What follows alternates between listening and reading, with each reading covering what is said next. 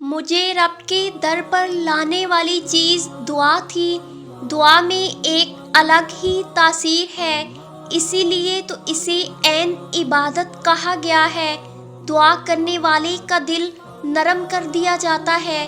جب ہم دعا کے لیے ہاتھ اٹھاتے ہیں تو ہمارے دل میں یقین اور ایمان کا اضافہ کیا جاتا ہے، کیونکہ دعا کرنے والے میں اخلاص ہوتا ہے۔ دعا کرنا مالک کے سامنے بندے کی بے بسی کا اعتراف ہے۔ اس سے خوبصورت اور کیا ہے کہ جب گناہ گار بندے کو تمام دروازے بند ملتے ہیں تو اس میں ایسی کون سی چیز ہے جو اسے رب کا در کھٹکھٹانے پر مجبور کرتی ہے؟ وہ ہے ایمان، رب کے بادشاہ ہونے کا یقین، اور پھر یہی کامل یقین تو ہے جو اللہ کو پسند آ جاتا ہے۔ طلب دے کے وہ اپنے بندے کو دعا کا راستہ دکھاتا ہے اور پھر دعا کے راستے سے اپنے مزید قریب کر لیتا ہے۔ پھر دعاؤں میں اضافہ ہونے لگتا ہے۔ دعاؤں میں جہاں بس دنیا کو مانگا جاتا تھا، وہاں بندہ سب سے پہلے اللہ کو مانگنے لگتا ہے۔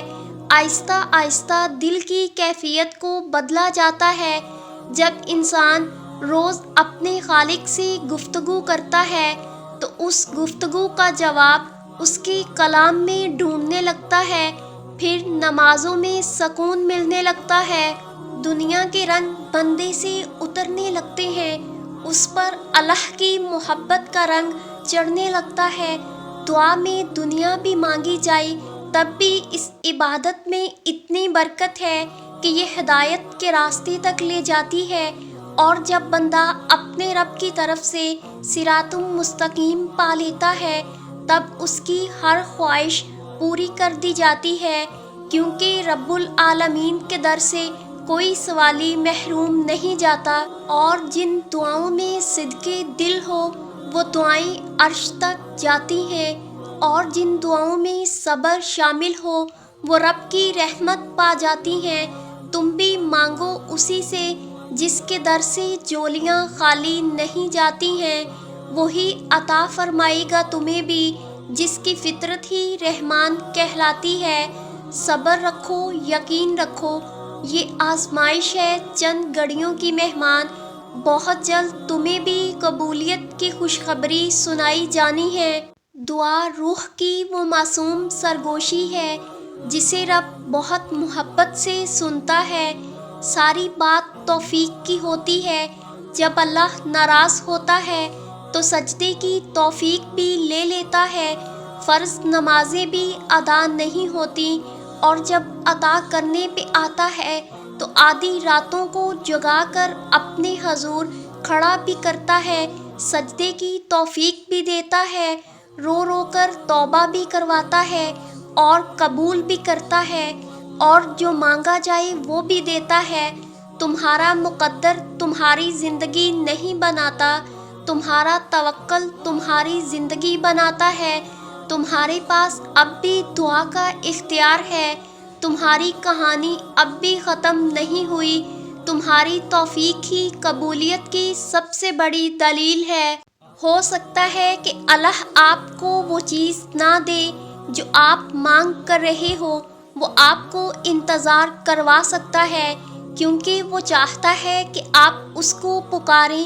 جب آپ نے اپنا پہلا قدم اس کی طرف بڑھایا تو اس نے آپ کو دیکھا، اور اب وہ آپ کا ہر قدم اپنی طرف بڑھتا دیکھنا چاہتا ہے۔